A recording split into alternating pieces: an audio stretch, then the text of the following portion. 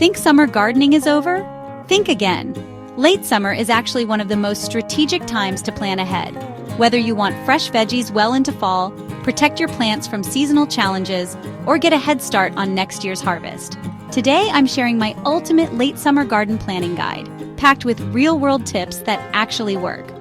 Hi, and welcome back to the channel.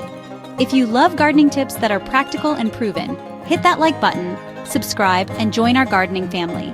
We grow together, literally and figuratively. So first things first, take inventory of what's working and what's not.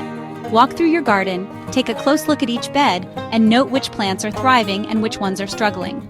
This quick check helps you decide what's worth keeping, what needs to be replaced, and where you can free up space for new crops. Now let's talk succession planting. Late summer is perfect for squeezing in quick-growing crops like radishes, lettuce, or spinach. These guys will mature before the first frost, so your garden beds stay productive, and your harvest window stretches even longer. After a busy summer, your soil is probably a little tired. Help it bounce back by adding compost or any organic matter you've got. This gives your plants a boost and replenishes nutrients. And don't forget the mulch. A good layer keeps in moisture, keeps out weeds, and helps your plants handle those wild late summer temperature swings. But hey, don't let pests and diseases catch you off guard. As the days stay warm, bugs and blights can become a real headache. Check your plants every week, snip off any damaged leaves, and use organic treatments early to stop problems before they spread. I'll be real with you. I learned this the hard way. A few years back, I skipped late summer planning and my fall garden barely produced at all. But when I actually set aside time to plan and care for my beds, I ended up harvesting fresh greens all the way through November.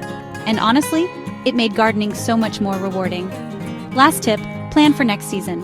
Grab a notebook and jot down what grew well, where pests showed up, and what new varieties you might want to try next year.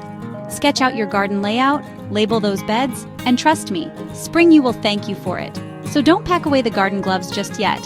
Late summer is your secret weapon for a thriving fall harvest and a head start on spring.